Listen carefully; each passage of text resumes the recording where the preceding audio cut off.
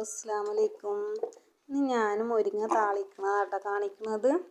അപ്പോൾ അതൊക്കെ ഒരു 5-6 ചെറിയ ഉള്ളി മിക്സിയുടെ ജാറിലിട്ടിട്ട് പിന്നെ അതൊക്കെ ഒരു 4-5 ഉണക്കമുളകാട്ടോ. പച്ചമുളകുള്ളവർക്ക് അത് ഇടാം. എൻ്റെ അടുത്ത് ഉണക്കമുളകാണ്, പച്ചമുളക് ഇല്ലാതെ കൊണ്ട് അതിട്ടിട്ട് നന്നായിട്ടൊന്ന് ക്രഷ് ചെയ്തെടുത്തിട്ടുണ്ട് കേട്ടോ.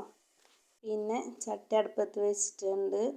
ചട്ടി അടുപ്പത്ത് വെച്ച് 2-3 സ്പൂണ് വെളിച്ചെണ്ണ ഒഴിക്കുന്നുണ്ട് കേട്ടോ.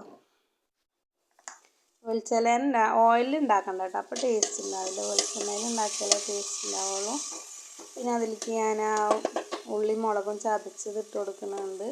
അത് നന്നായിട്ട് ഇതിൻ്റെ പച്ചമണം പോകുന്ന വരെ ഒന്ന് ഇളക്കിയെടുക്കണം കേട്ടോ. നന്നായിട്ട് ആ പച്ചമണം പോയി കിടക്കണം, അല്ലെങ്കിൽ ടേസ്റ്റ് ഉണ്ടാവില്ല. ഇത് നല്ല ടേസ്റ്റുള്ളൊരു കറി തന്നെയാണ് കേട്ടോ. ഇതിക്ക് മീൻ വറുത്തതോ ഉപ്പേരി എന്തുണ്ടെങ്കിലും നല്ല ടേസ്റ്റാണ്.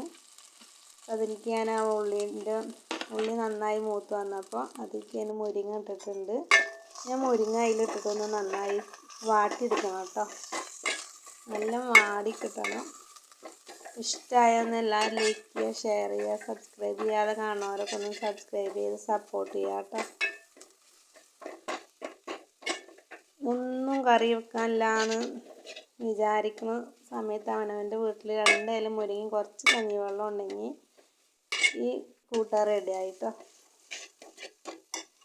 അപ്പോൾ ഇതാ അത് നന്നായി വാടി കിട്ടിയിട്ടുണ്ട്. അതിലേക്ക് ചൂട് കഞ്ഞിവെള്ളം ആട്ടോ ഒഴിക്കുന്നത്.